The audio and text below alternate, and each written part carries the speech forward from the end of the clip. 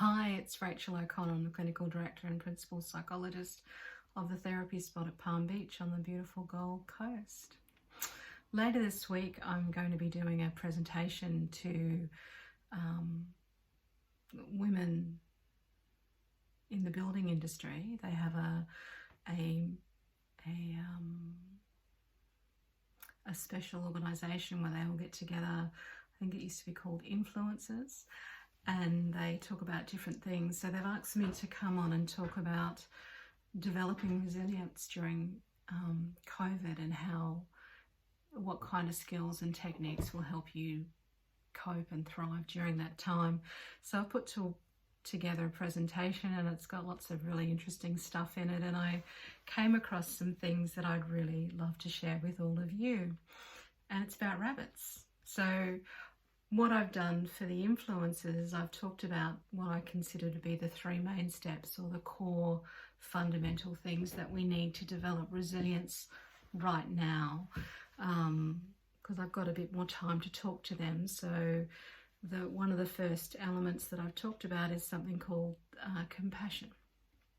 And compassion is the way that we talk to ourselves, which is where I'm directing it from, and the importance of kindness and in the way that we talk to one another. And this is backed up by science, of all things. In 1978, there was a study done by, what was his name?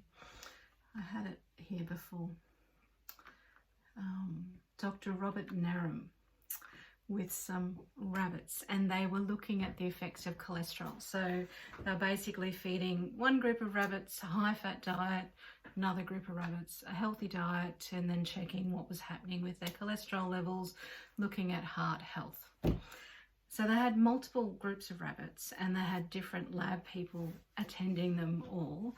And what they found was that one group of rabbits was significantly better than the other group of rabbits that were having the high-fat diet. Their cholesterol wasn't anywhere near as high. Their health outcomes were really good. And they're like, why? Because it was a scientific study. They all had the same food. They're all in the same cages.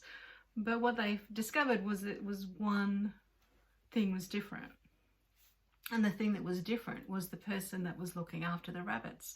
The one person that was looking after the rabbits that did 60% better than everybody else, she was talking to the rabbits. She was patting the rabbits.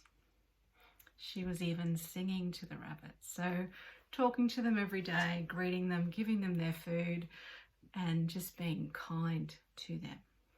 Showing them compassion because they're there in a study. They repeated this study. And again, it came back with these results.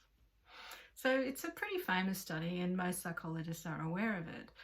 But I thought it was really interesting when we are thinking about resilience. So your health will improve if you treat yourself better.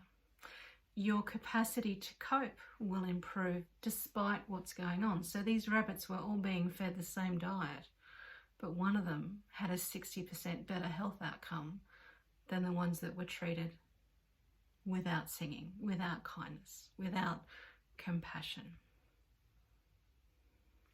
So my first key is compassion. I might talk about the other ones as we go along in the week, so I don't want to kind of give you guys too much around the presentation in case, someone's coming along, they don't want to get too much information. I want them to stay for all of them. So the way that we talk to ourselves, the way that we engage with ourselves, the way that we perhaps treat the people around us can make a difference as to how well we are and to how well we cope with what's going on. Self-compassion. Don't tell yourself off. Speak to yourself with kindness. Give yourself a breath to recognize that right now it's difficult. Right now, you might miss catching up with all your mates, like the guy I spoke to not long ago. Like, he likes going to the club on a Sunday and catching up with all of his friends and then seeing people that he only ever sees there. It's hard. That's okay. And it's okay to miss those things. And it's okay to be sick of being at home. But you give yourself that kindness. You might go, okay, I'll go and have a drink out on my deck and I'll watch the sunset. Or I will meet up with those few people I'm allowed to meet up with and we will engage there. And I know that in time, we're going to be okay. I was saying today that at the moment, what we're doing is pressing pause. All of our lives are not stopping. They will start again. People will still need stuff, will still engage, the clubs will still be there. We will press play again. But right now, we're living a slightly different life. And in that time, we need to treat ourselves kindly and the people in our household. So it's Rachel O'Connor on the spot at the therapy spot. I'll talk to you all again soon. Bye-bye.